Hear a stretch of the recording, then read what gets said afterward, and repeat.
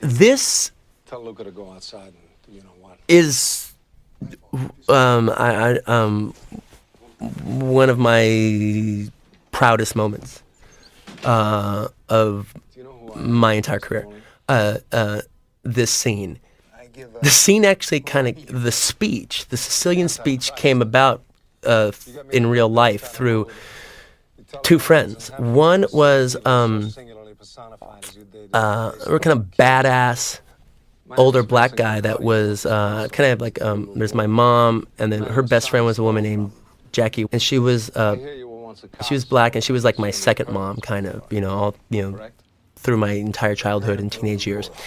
And she had a brother who was no longer with us anymore, who'd spent some time in jail, and his name was Don, or Big D was actually his most commonly used nickname. And Big D has shown up in a lot of my movies. Sam Jackson's little bit that mostly got cut out by the MPAA in the opening scene with Drexel. He's playing Big D. That's his. If you read the script, that's his character's name is Big D. And he used to tell me about history and stuff. And he told me way back when, all right, literally when I was about 10 or 11 or something like that, about how the Moors conquered Sicily and how the Moors were black and they started fucking the Sicilian women, and that's why Sicilians look the way they do today. And I never forgot. I always thought it was kind of interesting. And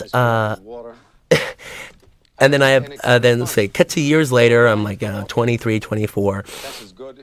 And my roommate, and still a friend of mine to this day, and he was Sicilian, and I'm like fucking with him and teasing him, all right?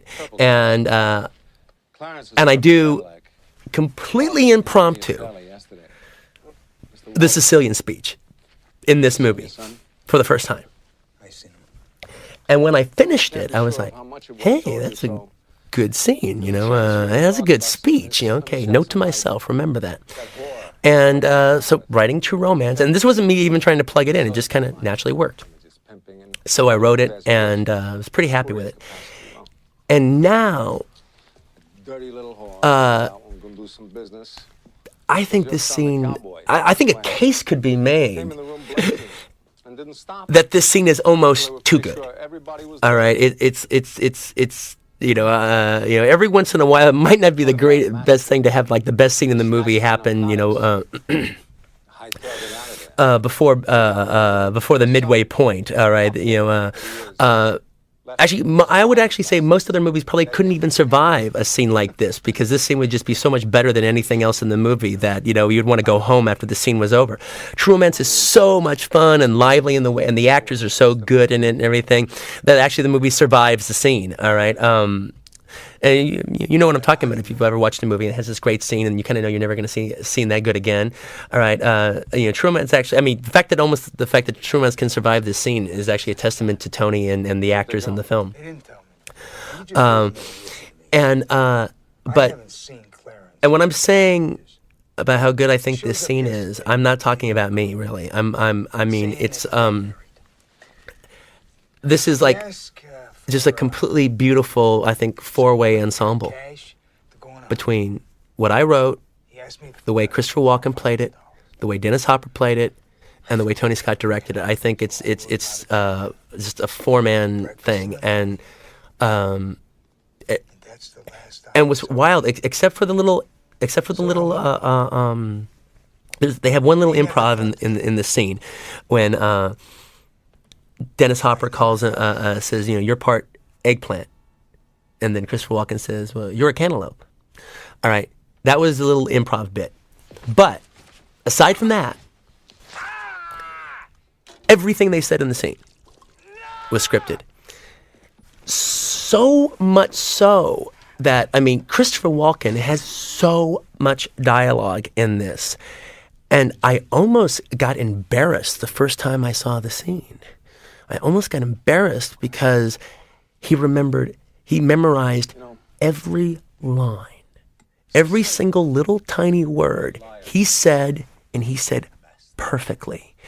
And it was almost like kind of almost intimidating that such a terrific actor would take my work so seriously as to remember, as to completely remember, never make up anything, never smooth out everything, just say every so, the, and they. He did them all.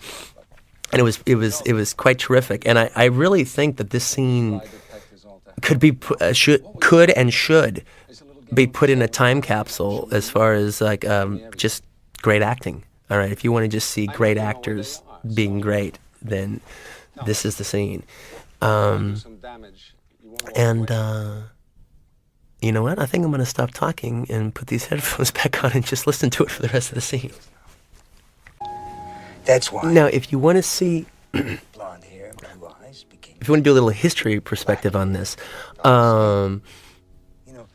it's funny. This actually has made a lot of people who never knew this go to the history books and look it up. All right, and particularly a lot of blacks go to say, "I didn't know that was the case," and they look it up and they realize, "Oh my God, that's the truth."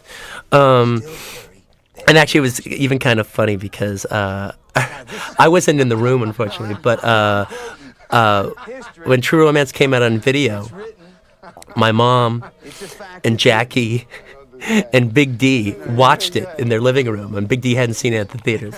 And Big D was still alive, and they were watching this scene, and this speech starts, and then my mom told me, and I can hear him say it. Big D was like, "Hey, that shit's true.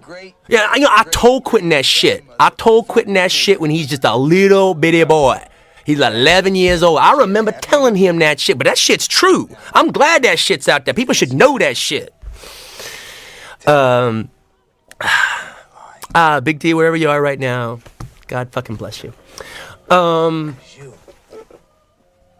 And anybody who's interested in seeing, I think the closest thing that they've ever come to doing a cinematic treatment of the Moors is a really cool Viking movie, all right, directed by the cinematographer, who actually was a terrific director. I actually like him more as a director than a cinematographer, to tell you the truth, Jack Cardiff.